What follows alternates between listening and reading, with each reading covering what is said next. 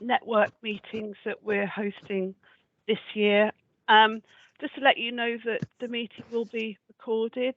Hopefully that's not going to be a problem. I'll just wait for everybody else to join us. Perfect. Morning. Thank you so much for joining us this morning. If you haven't met me before, I'm Sally Andreu. I'm the Skills Hub Manager at Oxfordshire, and really it's good to have you along. It's going to be just an hour meeting really to kind of catch up. Like I've always said before, this isn't necessarily, we want to hear from you as to what you feel you want to talking about providers, talking about how we can support Oxfordshire, understanding opportunities and how we can really raise awareness of apprenticeships and further education. So really, if you've got things on the agenda or things that are coming up for you that you'd like to talk about, please share it with us. So this is the agenda this morning. We're going to give you a bit of a quick skills update. I'm not going to make it too late, but just really understand what some of the things that we're doing and also some of the national landscape as well with skills improvement plans and UK Shared Prosperity Fund. And then we're going to hand over to Paul Smith at MTC to talk about how potential collaborative opportunities to work together. Unfortunately, Alison's got an emergency dental appointment and won't be joining us possibly today, so Paul will be running that. And then we've got my deputy, Sarah Marlowe, is going to be talking about our new £1.7 million social contract programme and some of the initiatives that we're leading on through that. And then going back to what I said at the start is really, if you've got anything that you'd like to have on the agenda for the next meeting in October, please let us know. That would be really great, and absolutely happy to really hear your thoughts. So just to kick off to the next one, we're going to kind of launch. We've had the Oxfordshire Apprenticeship Awards, we had the live broadcast, and we've also had the celebration event at Williams F1. So we thought we'd kind of kick off this morning with our highlights film, which Sarah's going to show. It's just a quick roundup of the live awards broadcast that we had, just kind of giving you a bit of a flavour of the event if you haven't seen it before.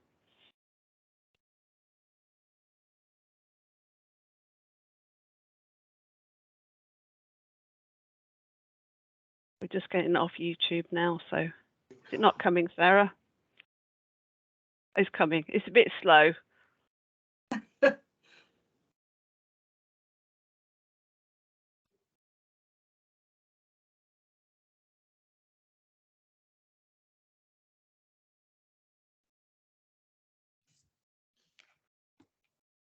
no sound, Sarah.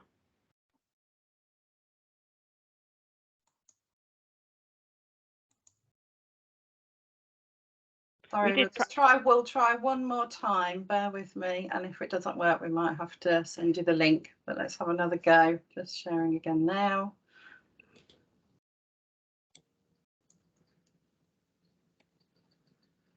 All right, Oxfordshire Apprenticeship Awards 2022.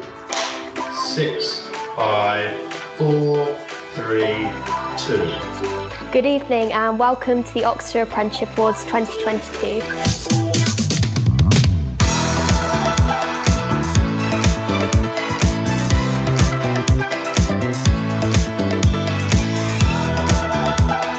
Emily, hello and congratulations. Thank you so much.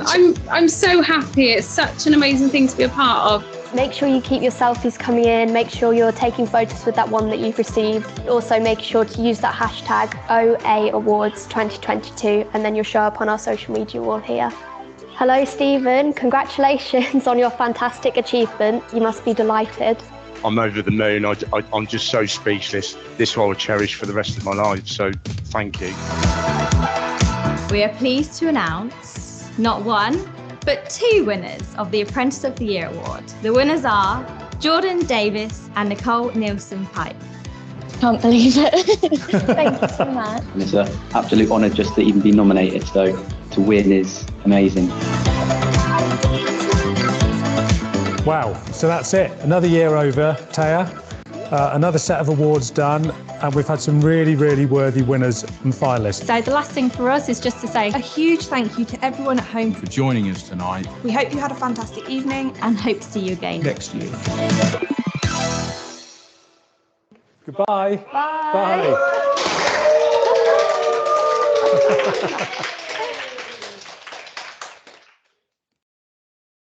So that was a little bit of a taster, and I can see Ignite Sport and some of our other colleagues that joined us are winners, and also and joined us through the actual two events, two Oxfordshire Apprenticeship Awards events. And certainly we're going to be looking to hosting the next awards to 2023. So if you want to get involved, certainly please nominations. We're going to be winding ourselves back up after a bit of a break, but certainly we'll do the launch again in November, with the awards probably in May. So for us, it was an incredibly successful award. It really helped raise the profile, certainly for Williams F1. They did a fantastic job in hosting us, and we can see that actually there's, I think that people want to get back together after COVID, which is wonderful, and it's just a wonderful celebrative event.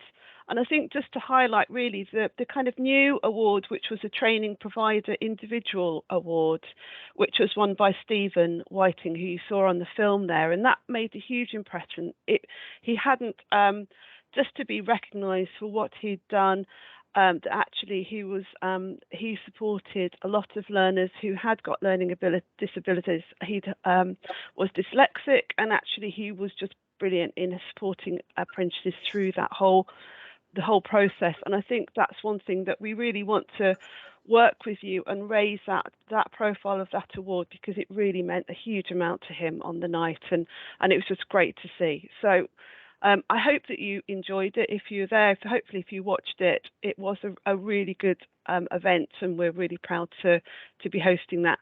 But like I said, we can't run it. We run it, but we have sponsors and we have supporters, and so the event itself washes its face financially, and I think that's an important thing. And also the award categories are judged by business.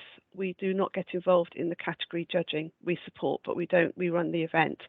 So and I think that's what the value of the awards is, that comes through, that businesses celebrate the actual awards and really recognise what the awards bring to them. So thank you. So we go on to the next slide. So I'm really just going to give you a quick update about the local skills improvement plans, LSIPs, and a few of the other kind of national initiatives that are going on, just to kind of keep you updated, because I know I mentioned it in previous meetings. So local skills improvement plans, or what we call our LSIPs, that was set out in the Skills for Jobs white paper a couple of years ago.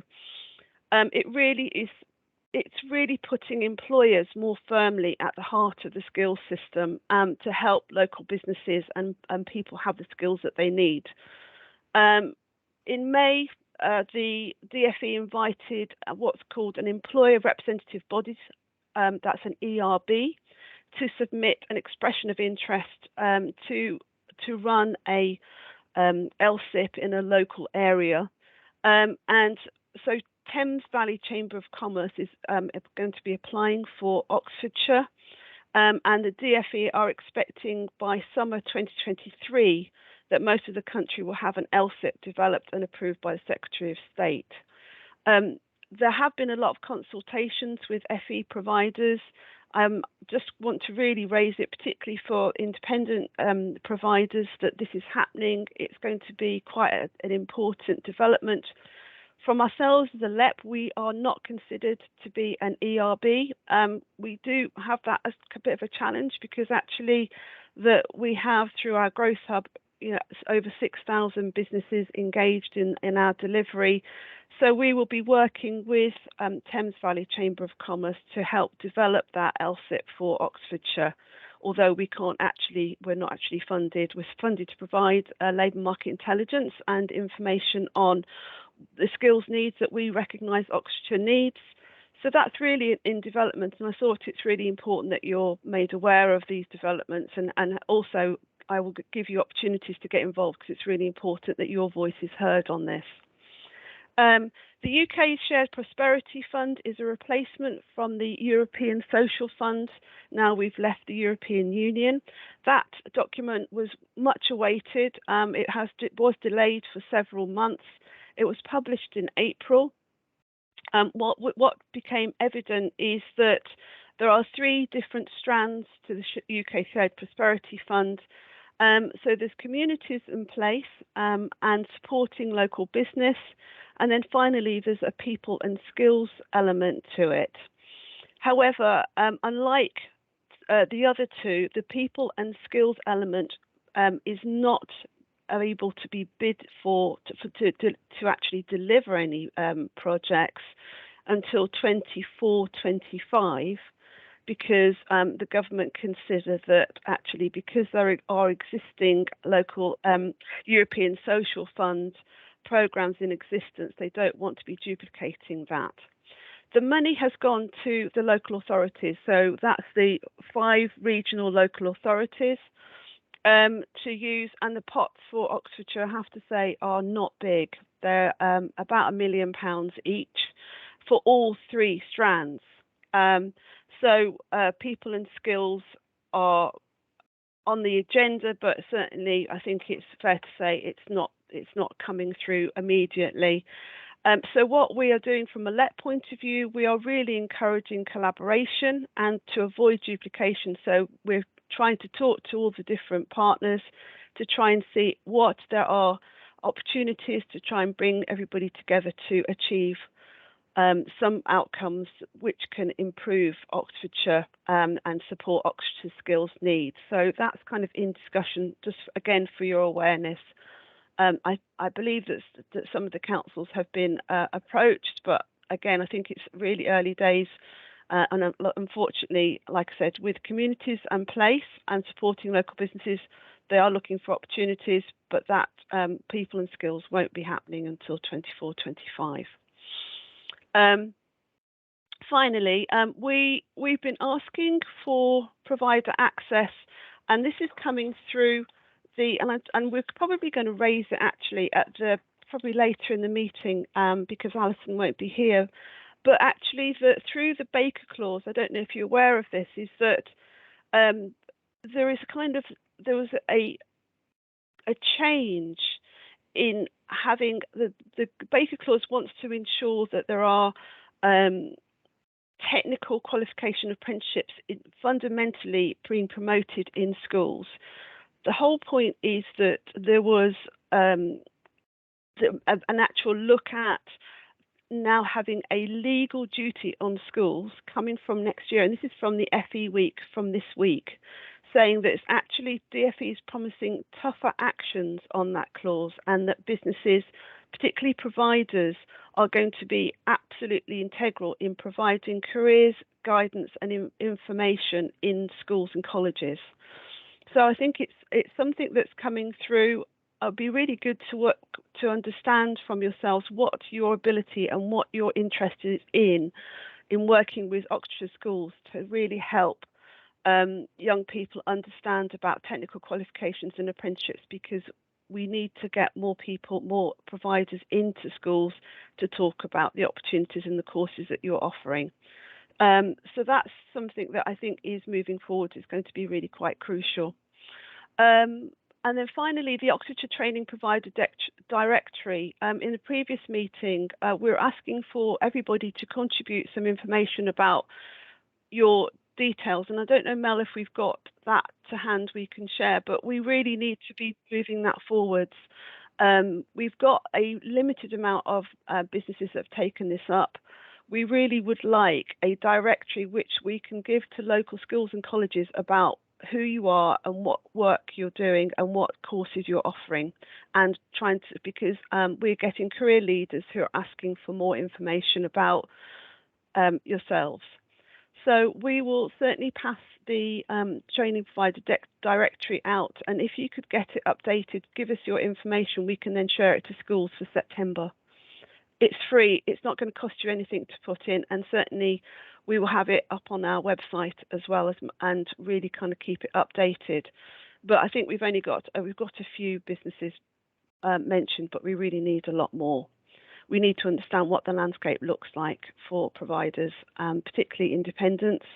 And we really need your help in getting that fulfilled, please. That would be great. So I think that's it from me. Mel, is that anything from us?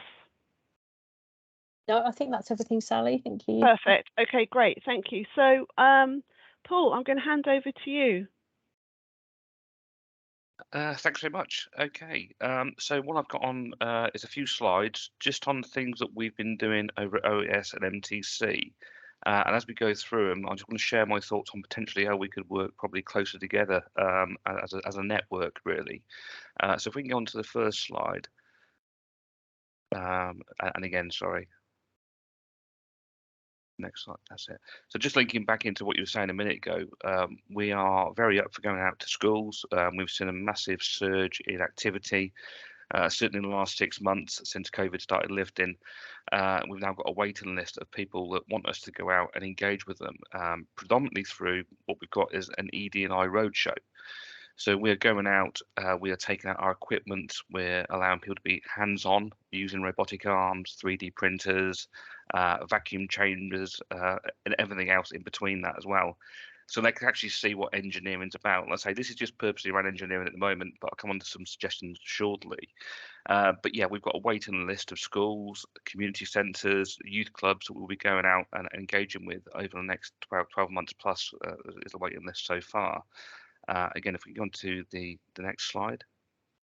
The other side of that is we are running projects within schools, within Oxfordshire, and touching now on parts of Berkshire as well, where we are working with schools to understand what they want from us as a training provider, where they see the gaps potentially within the knowledge, and how we can address that. So very much working collaboratively with the school on engaging with projects. As you can see there, a lot of them are sustainable projects as well that we're working on. So we've gone to the next slide. And this is just something that I want to raise in terms of what we've got coming up. So we've got an event with the Chamber of Commerce in September called Bridging the Gap. And this is bridging the gap within primarily engineering. But this is where I think we could start working more closely together. As mentioned with the projects before as well, we are engineering focused. That's our bias. Now, with the projects that we are running and with the people we are speaking to, there is opportunities for other training providers that are offering programs outside of the engineering remit to get involved. Certainly, we don't want to be seen as competition within the area. Our primary focus is what's right for the learner. So as we're going through the ED&I project, looking at the underserved areas, a large population that we are coming across aren't eligible at the moment, for instance, for a level 3 engineering apprenticeship. So we need people we could signpost those to. Also, by going through IAG, it's evident that some of these people that are coming through, that are applying into us, engineering isn't the right pathway for them either. So again, and this may exist, but we could do with a directory of programs that are offered by the providers within this network, so we could start signposting learners towards you, and instead it's working more closely together, more collaboration. Some of the projects, the events that we are running, I'm happy to open the doors to you as well to come along. Bridging the Gap, for instance, we're going to have a lot of decision makers there. This is running, I think it's September 16th, more details to follow. But there'll be people there that are looking for procurement, apprenticeships, HR, back of house administration, and everything else in between. So it's about opening the doors a little bit. And I know potentially we're all in competition to a certain extent, but it's about what's doing right for the learners. So for me, it's been a bit more open, honest, and about what we're doing. This is what our stock is. What do you do? Where do you fit in within that? And start to open those doors open to not just clients, but also to schools as well. Going in there with a two-pronged approach. So I say that's just my thoughts on it. I don't know what anyone else's thoughts are.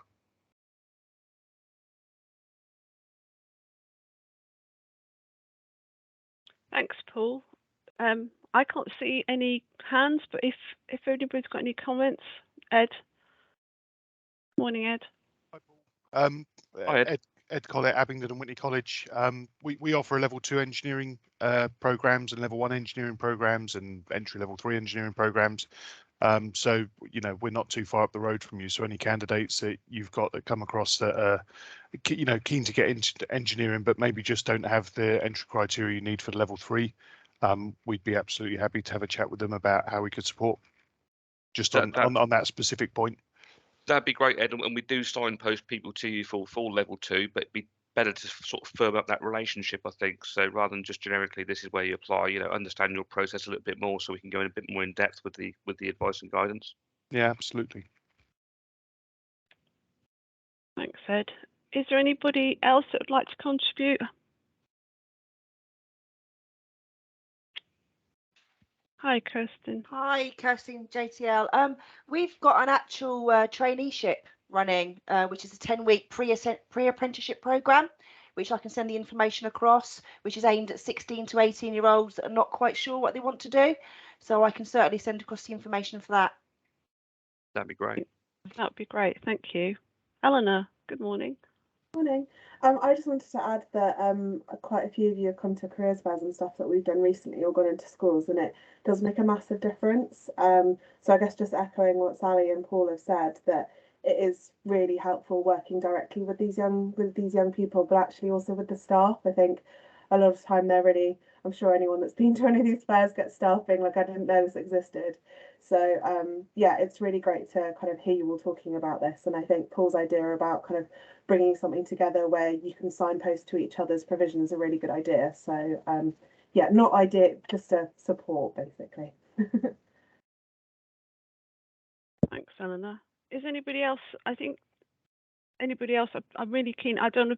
I think this is your platform. I really would like you just to bring through your thoughts and also how that might work. If there's any ideas of actually how that we're limited, but we could in time, but we can certainly try and facilitate as much as possible if that's of an interest.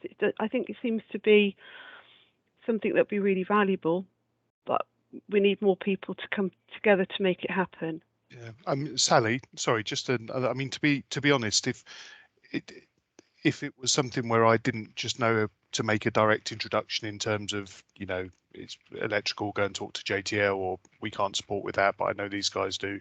Yeah. I tend to direct people towards a kind of info at Oxfordshire Apprenticeships email address, and I know that turns into a job for you guys. But just as a kind of a central impartial source of advice of someone is looking for X apprenticeship in Oxfordshire, that's where I've always tended to just signpost people, to be honest. Thanks, Ed. Where does everybody else? Does anybody else signpost to us or? Currently, but I didn't know if we could pull together some kind of directory. Certainly for people that in the back of house doing our recruitment, it'd be handy for them just to scroll through and give a choice of maybe two or three providers within certain arenas.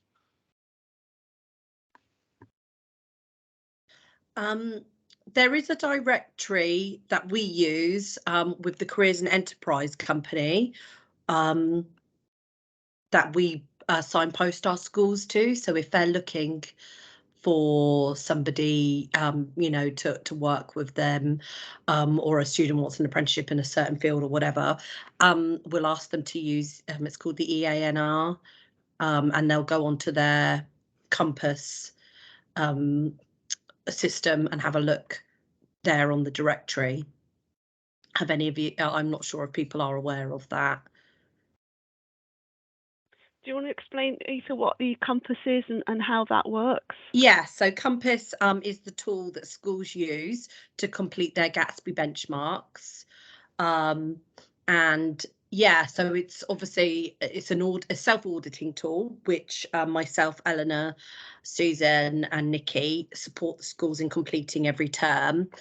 And also they can use it as a source of information. So to find things like a provider, if they're looking for somebody to support in school, or if they're looking for again, somebody, a student wants to do an apprenticeship in a certain field, they can use that. They can also find all sorts of different careers information on there, generate reports on their own Compass results, Gatsby benchmark results.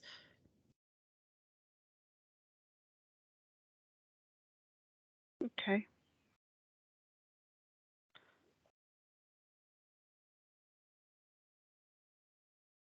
So we've got this Compass, but there's also a directory. So Ethan, with the Compass, just to understand, that's a national.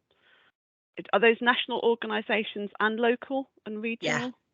Yes. Okay. The idea is to have as many as possible, national, local.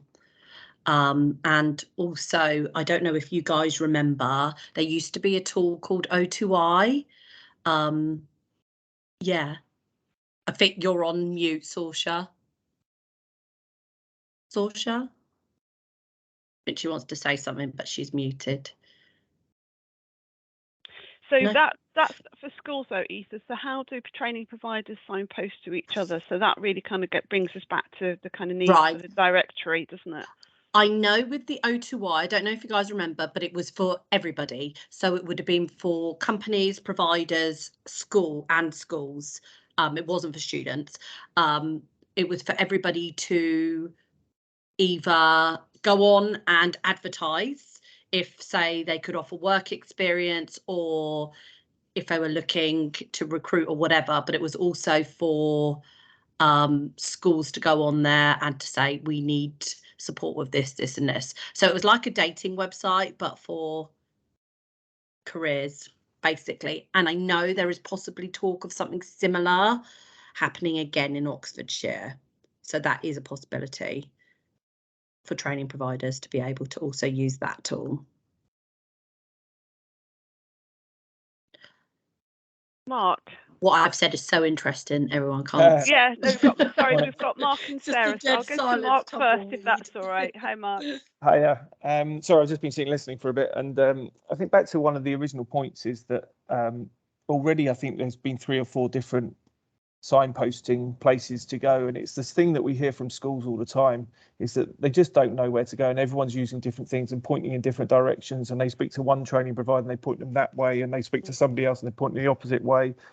I think as a county we just need to try and, as you're doing with the directory maybe or whatever it might be, to try and pull a pretty concise list of directions together so that schools especially know where to direct their pupils, because they're confused. And I think, I mean, I've heard of 2 new things, the EANR or whatever it is. I don't know if we're on that or not. I have no idea what it is, to be honest.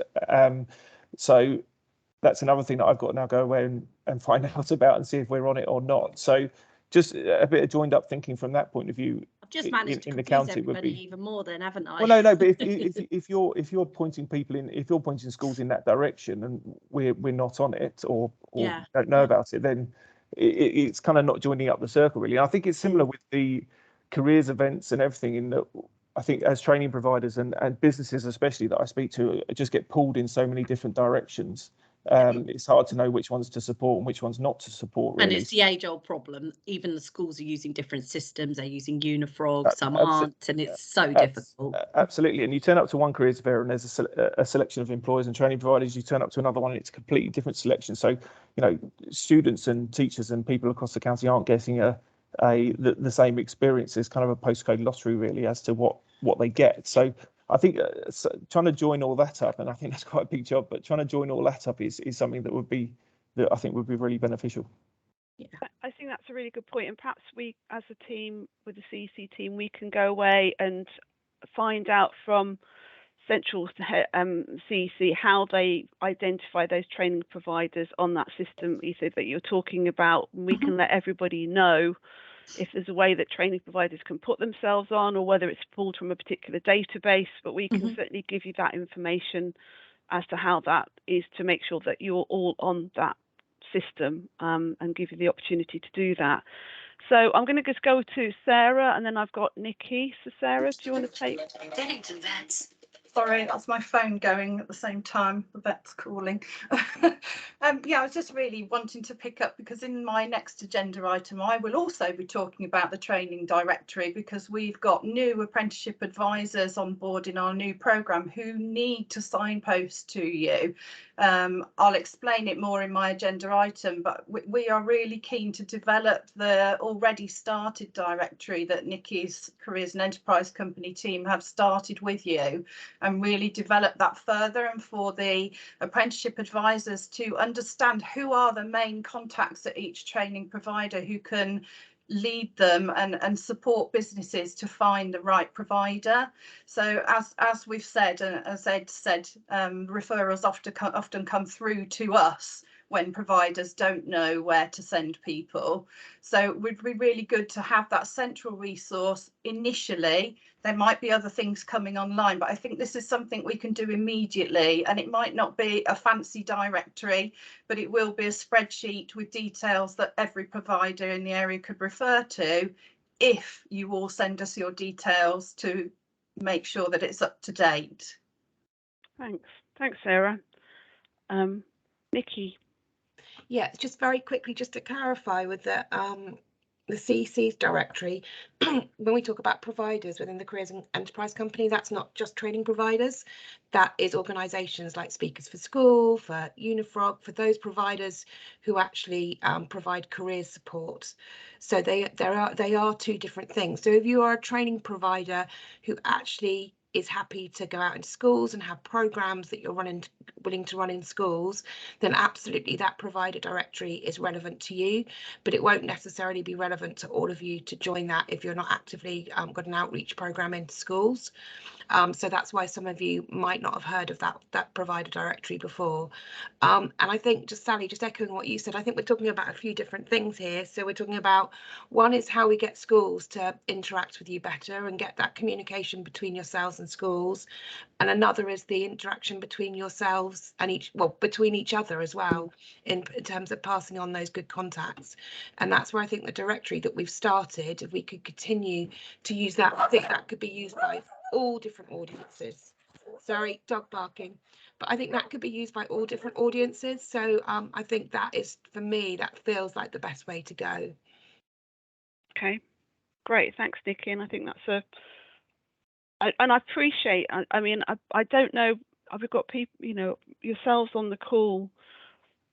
If we can get everybody on the train, I'm just conscious that I know your capacity might be really limited, and that and I think it'd be good to understand, particularly with this potential change in the Baker Clause, what capacity you might have in being able to support in schools and doing career talks. That's kind of thing, something we can really talk about at the next meeting in October. But if we can get yourselves to kind of input your information on this, the provider, a directory that if we can do that within the next month or so, I know but it should be a really quick win. We can get that and we can share it with everybody. It would be really helpful. We've got a lot of inquiries, like I'm saying, with schools that really want to have information, but also for ourselves. And I'm going to lead on to Sarah in a minute, because we can move on to the next agenda. She can talk about what we're doing for the social contract. But really also for yourselves to be aware.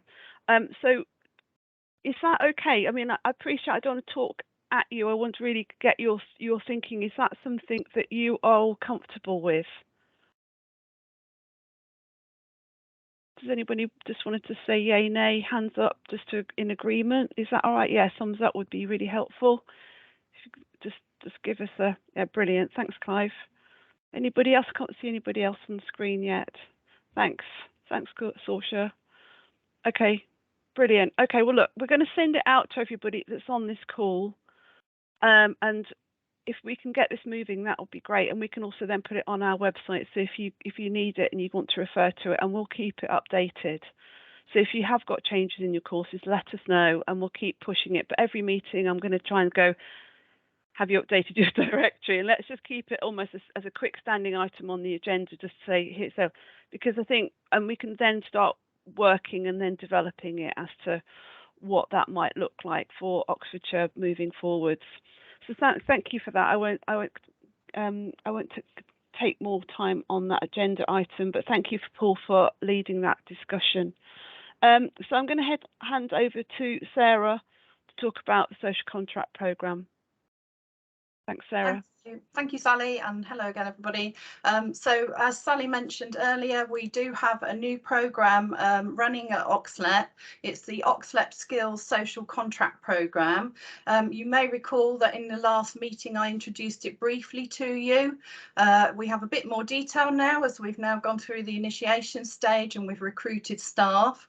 So it's a £1.7 million programme funded by the Contain Outbreak Management Fund, and its main idea is to address the impacts of the COVID-19 pandemic related to unemployment, barriers to employment, education, training, and the impact that these factors can have on health and well-being for individuals, for communities and for businesses.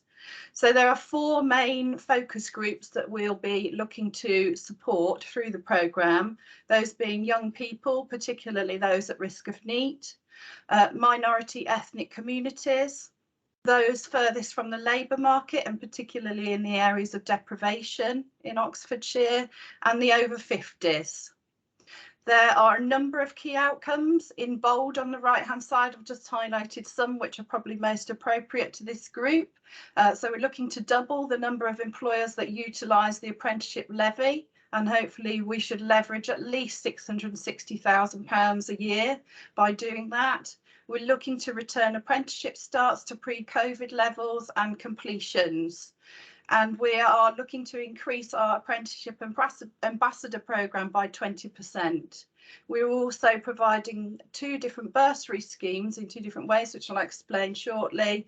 And there'll be lots of support to really relieve barriers to people getting started on apprenticeships or into work and training. So firstly, on screen, you will notice some people have popped up. I'd like to introduce you to our new recruits to the team. So we have our 2 new Oxfordshire Apprenticeship Advisors, Leah Bryan and Claire Oliver. Some of you may have met at the Apprenticeship Awards recently, and also our Community Employment Plan Advisor, Kat, who was previously working for Oxlep and has now moved over into this role. Again, some of you may have met her already through community employment plans that we're running with different strategic sites across the county. And then also Sarah Penn is our brilliant programme administrator, holding us all together. So thanks, guys. Give everybody a wave and hopefully spot those faces around at different network meetings. Do get involved, do have a chat with them whenever you can. So just to explain a little bit more depth of the delivery that we're hoping to action and some calls to action for you. So we have on the left the Oxfordshire Apprenticeship Employer Support Service. So that's where our 2 new apprenticeship advisors will be offering free and impartial advice to businesses regarding apprenticeships, including but not limited to supporting apprenticeship levy paying businesses to fully utilise their levy, really making sure that that levy raised in Oxfordshire stays in Oxfordshire and benefits the communities of Oxfordshire instead of being returned to Treasury. They'll be looking to signpost to relevant training providers through the provider directory that we've had a lot of talk about this morning. And you'll see on the right hand side there's some calls to action, one of which is to contact us now to add your offer to the directory. They'll also be providing guidance for the small and medium enterprises who look to take up those apprenticeships through the levy pledges that we hope to get going in Oxfordshire. There'll also be an apprenticeship grant run through Oxlep.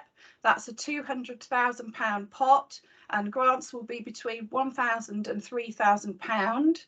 Grants will be awarded to apprentice employers rather than individuals, but they are to support apprentices with barriers to starting or completing apprenticeships. So things like supporting travel, IT, non-statutory HSE equipment, mentoring, childcare, lots of different ways that can be applied for through that grant. So more details to follow on that. Hopefully that will be open from August. We also have mentioned the Oxfordshire Provider Network Directory.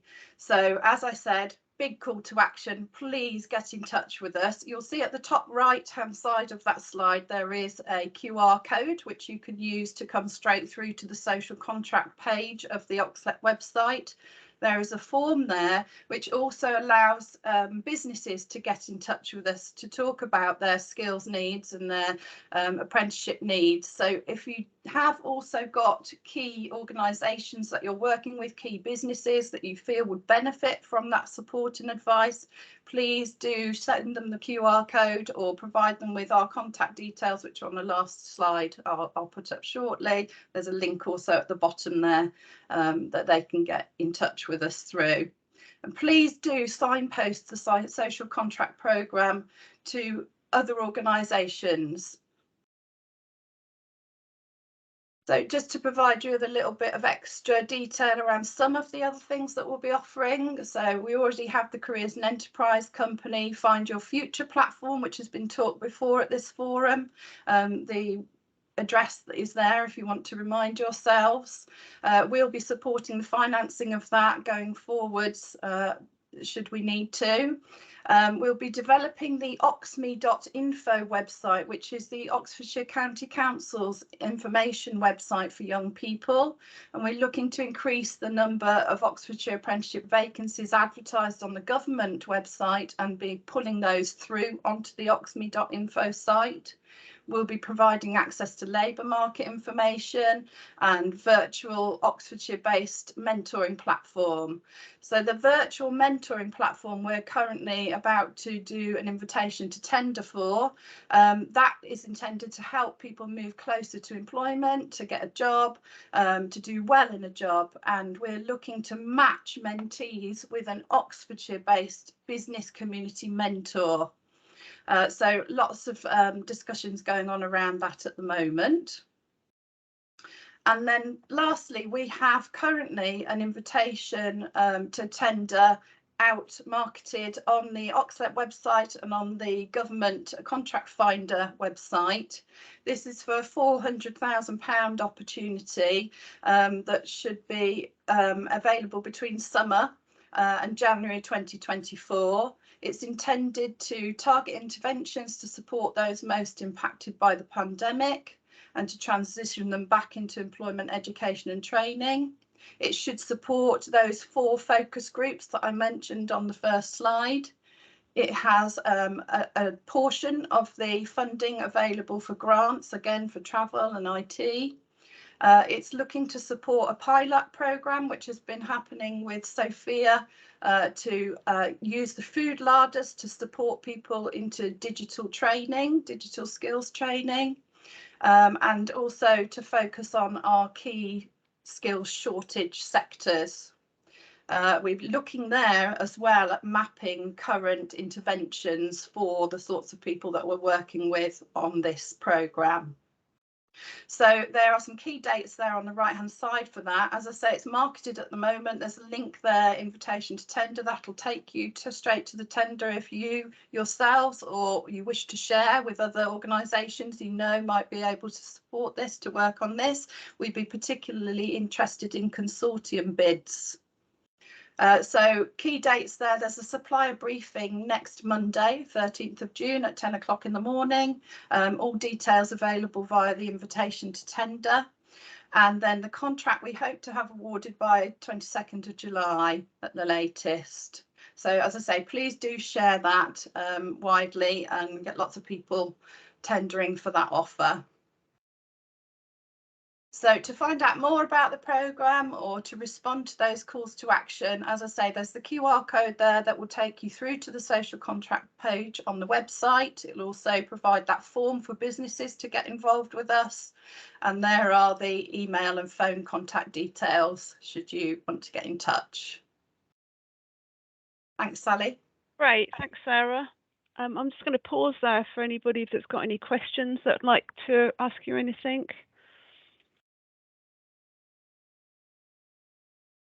Anybody would like to ask anything just to Ed? Hi, Sarah, thanks for that. Just the sort of timescales around the grants and what you'd anticipate the process being. For whether employers would apply for that or we'd apply for that, you know, how that how that would If work. you're Really, looking I for guess. employers to apply for that directly, Ed, it will be a non-competitive process. There'll just be a set of criteria to meet, and we're looking for those to start in August and then run through until January 2024. Brilliant. Thank you, Sarah. You're welcome. Ed, is there particularly with this bursary that we've got, is there any way that we can share information? Is there a way that you would like to have information that just to hand? Because I think it would be great if we can get that kind of notification out to employers through yourselves, just to, because it is going to be running for quite a long time. We do want to spend the money. We want to get out the door. We want people, you know, businesses to come to us, particularly because we recognise that there are barriers to potential for apprentices starting, and this is a really great way in having that. There isn't, you know, we think we've got ideas of what it could be useful, but we expect that actually employers are going to go, actually we need it for X, Y, and Z, and we're happy to keep that flexible. So is there any way that you want to have that information to hand? I mean, I suppose it'd be different for everyone, but we work across quite a wide range of sectors. So probably for some people, having a link to a website where they can go in and, you know, put the stuff in themselves, they'd be really comfortable with that. Probably some construction trades and horticulture and other people that we work with would prefer to have a phone number, and, you know, someone that they could literally just ring up and say, what do I need to do? You know, because we find actually most of the time we're directing people to phone us rather than, you know, because they're not necessarily sat at their desk on a computer at an email all day. So yeah, probably just a PDF with some information, a link, and a phone number where people can call to find out more. Really. Right. Yeah, we'll get that out to you. But yeah, it's that's what we're trying to do, is just remove barriers. And just going back to Sarah's point about the Oxme website, if everybody's, I don't know if people are aware of it, Oxme is the Oxfordshire County Council's website for young people. We're going to work with the team there to try and expand it, but to really develop and promote apprenticeships. We want to get more employers on board to upload their details onto the government website, because it will link directly straight through to Oxme. But we'll also get more schools through our CC team to look at Oxme to signpost young people and parents to that site, to really raise the profile and help to just, you know, bring apprenticeships much more to life for people. So that's one thing that we're going to be doing over the summer, and we'll give you an update as to when that potentially a relaunch might happen. And we can also going to be doing a large marketing campaign to try and promote that as well. So that's another part of that ambition, and hopefully that just kind of keeps signposting people to it, and we'll keep it work with OCC team to keep that website updated and refreshed. Clive, thank you for waiting. That's quite right. I was just wanted to. It's really great to hear there's some programs coming along later on to support people that we're already working with our Back on Track program and Removing Barriers, Rebuilding Lives programs that come to an end next March. So it'd be really good to see there's a transition period. But it just wanted to make people aware that we do have the ability to support those individuals furthest from the job market with the RBRL program, and those at NEET or potential of NEET with the Back on Track program currently.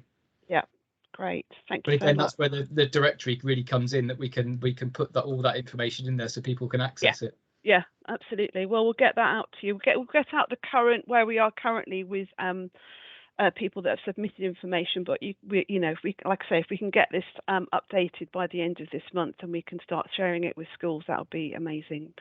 So that would be great. Anybody else? Just conscious of time. We've got 10 more minutes. Any more questions, points before we move on to the last part of the agenda?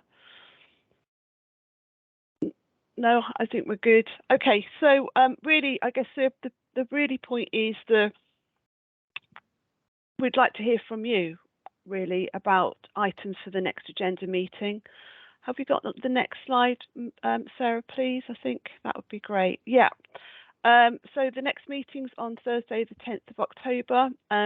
John Pitchforth, our chair, is actually the independent training provider representative from our skills board is very kindly chairing that meeting, so I can step away from the chairing responsibilities, and because we would like to also to rotate the chair for next year. So if you'd like to chair a meeting, please let us know. But John's going to be, and I can see John's on screen. Morning, John. Is going to be leading on that. So please let us know what you would like as part of that agenda for that meeting on the 10th. Like I said, we know that the Baker Clause is going to be a very big thing. There's going to be some really hard targets for schools and colleges to meet in order to get training providers into schools to talk to young people. And we really want to hear from you about your capacity, whether you are able to do that, or how we can work as a consortium or collaboration together to support you on achieving that and what you are unable to do. And perhaps we can work ways, particularly it could be sectors, it could be levels of training that you're offering. It'd be really good to hear from you on that. So please let us know at Oxford Skills email if you'd like to have anything on the agenda, whether we can do it for October, for certainly we'll look for dates for 2023.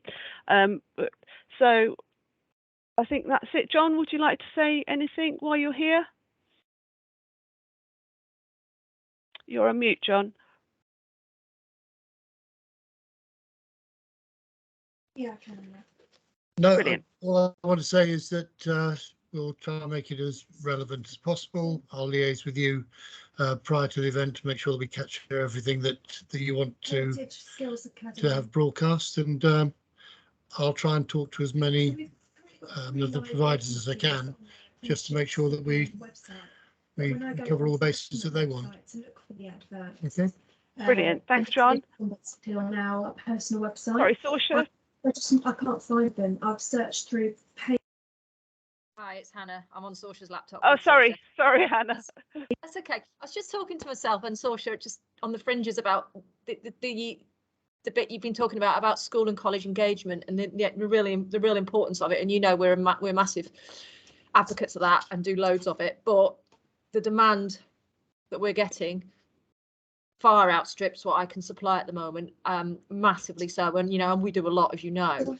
Sorry. Is there any thought of a pot of money or grants for like an employer and training provider like us and others that could bid for to sort of contribute towards or offset someone's salary costs, or a contribution to someone's job role?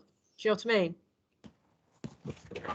As in going around to schools to talk on behalf of you all, is that what you're... Or for example, it could be that it's 004. I don't know, I'm thinking like, so at Ignite, so let's say I spend, for example, 30-40% of my time doing school and college engagement work, and that's not an exaggeration, that's probably about, so is there any way that something like a company like us could bid for money to contribute back to salary costs? But I don't just mean me, by the way, it could be one of my staff members, or it could be our apprentices going in to do talks to schools, something that can help offset some of that expenditure. I think that's a really good point. Yeah. Mark, sorry, were you going to I just want to support Hannah in that, because I completely agree. It's we can't we can't be everywhere, and we get far more requests than we can actually attend, and a lot of it is down to financial and time of my staff and things like that to actually be able to attend these things. So we could do far more, but we just haven't got the time or the resource to do it. As an SME, we don't have that sort of capacity here. So I just similar, if there was some funding available, we could we would be able to support more people here. Yeah, we definitely would, because we wanted to, and I think I know I'm speaking on behalf of ourselves, but I would imagine other businesses, we want to do it. We all understand the impact of the way of the difference you can make to lives and a young person's choices and their pathways, and you do want to be able to do more, but you end up sort of doing it willingly but almost voluntarily. It's always on top of the day job. Yeah. And again, we're doing it voluntarily, and I personally don't mind that, but it does get to a point where you're thinking, well, God, I wish I could do this within the day job. Okay, thank you. Nikki, I'm going to let you come in. Yeah, I was just going to say, and big thank you to Hannah Ignite Sport and Mark as well from Engineering Trust. Oh my gosh, my dog is at my head in. 2 seconds. 2 seconds. We'll just wait for Nikki to sort out her little dog. She's coming back. Sorry about that. Yeah, no, big thank you to both of you. And I know there are others on the call who do. I think that's where this directory can really benefit though, because I think the thing is our schools only know of a few of you. And they're only able to reach out to a few of you. We absolutely know that this term has gone mad with schools wanting to get people in because of obviously the last couple of years. So we are absolutely aware that there are events all over the place, and hopefully that will settle down next year as people are more planful and have events throughout the year rather than all on top of each other. But I think, yes, if we can get this directory sorted, that will allow our schools to go out to far more of you, to invite you in to support activities that they're running in school. Because I realise at the moment the burden probably does sit quite firmly with a few of you rather than with the majority of you. So I think that could really, really help. Okay, perfect. I'm just conscious of time, so I'm just going to Chilpa. Do you want to come in here? Yeah, I was on a webinar yesterday, and I think there is the National Futures platform where any employers have registered to become ambassadors. Sorry. And I'm just wondering whether that's being promoted enough to our schools, because certainly within NHS, there were schools on that webinar who were saying they are using that platform. And again, I've sent an email to Mel to wonder whether how many of our local employers know about this, that they can, it's easy to become ambassadors through this platform. So maybe using all angles might be an option. And yes, the Impact Futures is a good initiative. Well done. Thank you. It sounds brilliant. Great, thanks, Shilpa. Ed, do you want to have a quick, is that a legacy hand, or do you want to come back in here? A school's point really, because I think, we're in the same boat as everyone else. We're always happy to be involved and get involved with events and support events. And we do a lot of that work, but I think schools are probably trying to achieve different things for most providers. I think if we're, being honest, really, we need to, if our businesses are going to be sustainable, be talking to year 11s, year 13s, people that are going to be going on to an apprenticeship in the next year. If we come back down to the kind of cold-hearted side of what we do, so we all exist and can carry on continuing to exist. And I think sometimes the schools, when it's interesting to talk to year 7s, year 8s, year 9s, we all understand the importance of the work and we're really happy to do that. But I think where you have that challenge, sometimes you'll see people prioritising, well, I'll do that event because it's aimed at year 11, it's aimed at year 13. And I think we're all probably deep down a bit less interested from one side of what we do in doing those events where it's more targeted at younger people, because it's not going to necessarily help us fill vacancies that we've got now or next year, or that. So I think there's always going to be a little bit of a challenge there in trying to balance what we're trying to achieve as businesses, starting apprentices, and remaining sustainable, and understanding the absolute importance of what we need to do to encourage younger and younger people to start thinking about what their options are next. So not necessarily an answer there, but I just think it sometimes feels like we're trying to achieve different things from schools in that sense.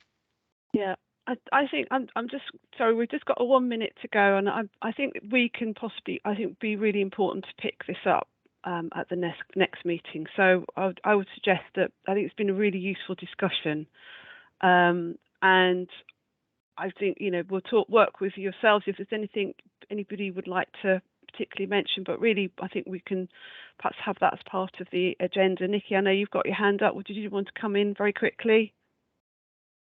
No. Okay. So thank you so much for your time. Next meetings. Sorry, yes, Sally, I couldn't get myself off mute quick enough. I just wanted to sort of back up in terms of what Ed had said, but also the importance in terms of, certainly for those of you who are keen to make sure you've got social mobility on your remit and are keen to recruit from more disadvantaged areas, those young people do need to start hearing those messages much earlier. So in those year 7, year 8, year 9, in terms of being able to then look at the pathway that goes forward, because otherwise they'll leave that decision till the end and then probably just follow either the track that their parents did or their siblings or their friends, rather than looking at maybe taking a different pathway. The other thing as well that Susan just wanted me to very quickly, and it might be a great opportunity for some of you who haven't done any school outreach this year, is all the city schools have collaborated to have a careers fair at the mini plant on, I can't remember at the moment if it's the 12th or 13th of July, but we'll get details out. I'll ask Mel to get details out in the minutes. If any of you would like to have a stand at that, then you'd be more than welcome. So yeah, especially for any of you who haven't done any school outreach this year, if you're keen to do that, should be a very busy day. Yeah, 12th of July. Thanks, Mel. Okay, thanks, Nikki. Okay, thank you so much. Just running 1 minute over, but appreciate all of your input. And yeah, like I say, you've got our details. Give us a shout if there's any support you need. We'll get out the directory and the information about the careers event, and look forward to seeing you in October if we don't speak to you before. But thank you very much for joining and appreciate your time. Have a good rest of your day. Thanks, everyone. Thank See you you. later. Thank Thanks. Thank you. Bye-bye. Thank you.